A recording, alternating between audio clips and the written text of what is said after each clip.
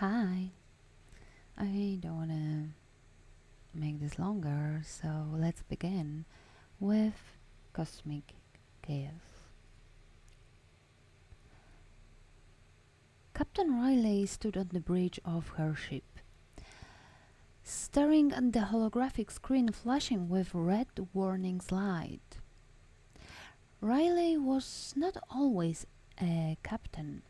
Before she was scientist, exploring the edge of the galaxy and studying energy anomalies. Her career changed after an accident on Station Callisto 9, where her expedition got stuck in unknown space.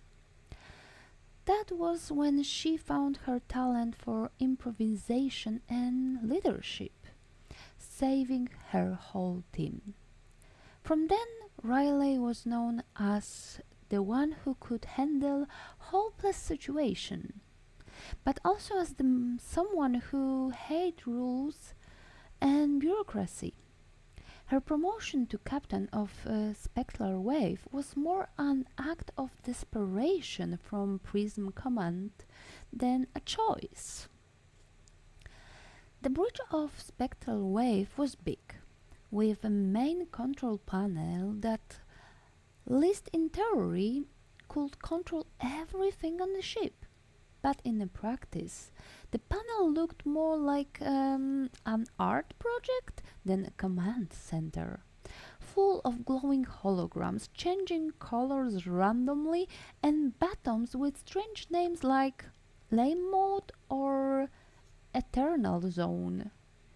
Every mistake brought a pop-up window.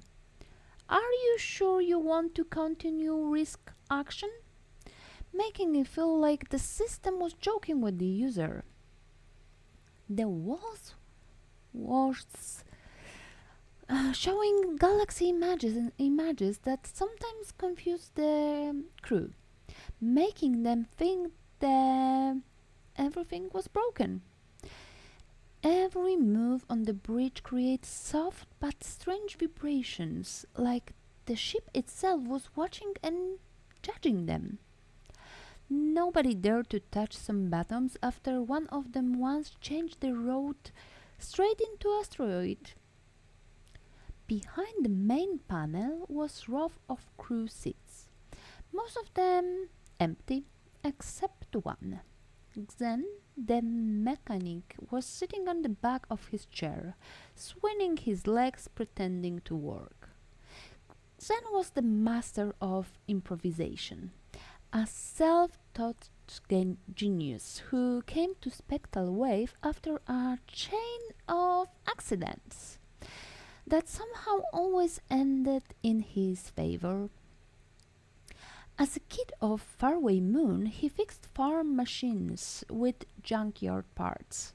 His most famous story was building a generator powered by juice from cosmic fruits. He had no official education, but his intuition and endless belief in duct tape solving everything made him valuable. His glowing hair flashed in the rhythm with his alarms. "Oh, it's just small cooling problem," said Xen said, holding something that looked like fork, like it always say. "Duct tape and a fork are the keys to success. Don't worry." From the hologram, Blurb appeared glowing soft purple and releasing small bubbles that floated and popped in the air. Riley knew that means this is end. We are going to die. Then Riley set hands on her hips. "Why is the ship telling me that the reactor temperature has gone up to," she looked at the screen, "level of chaos?" Technically it's just warning," Zen replied, avoiding her eyes. "But yeah, you are right. It might get hot. Very hot." Before Riley could answer, the doors of the bridge opened with the hiss, and Zoe, their scientist, entered. Her face showed that she hated everything and everyone.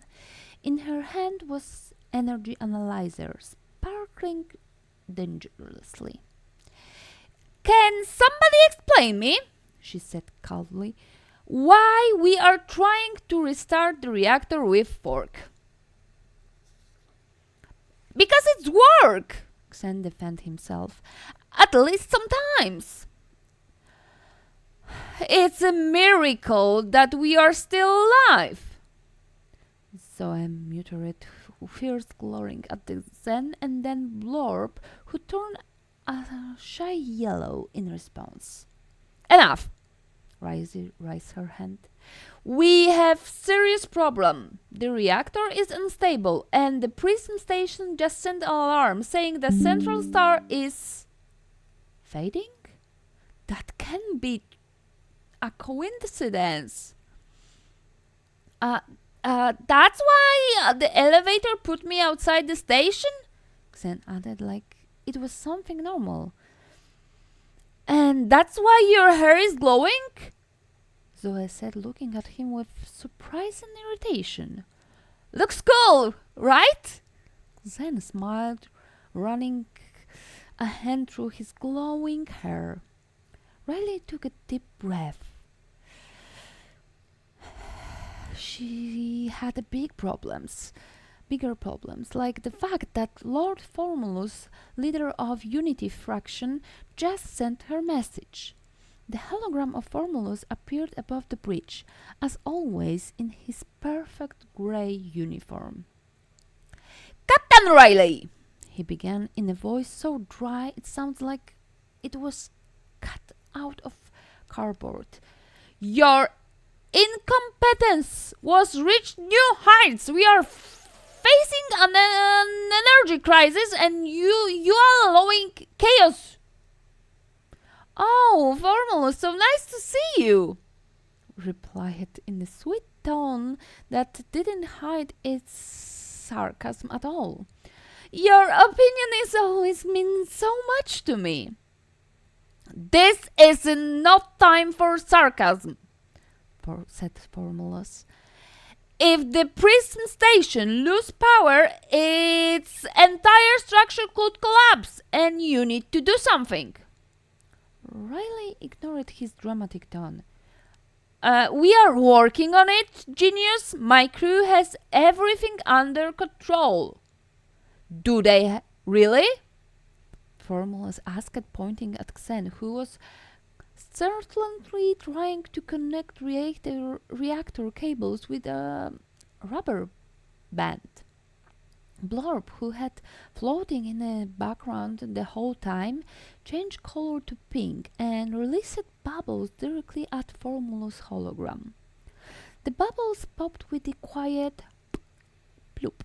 Sounds like if saying, "Silence is golden, Formulus."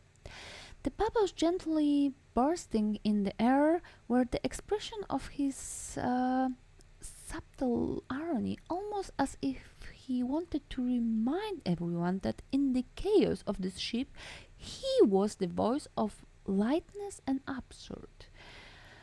Such a small gestures always smaller the tensions. Thought this time, if only fueled Formulus as irritation. What is this?" Formulus began, but then vanished, cutting off the connection. Thank you. Come back for more.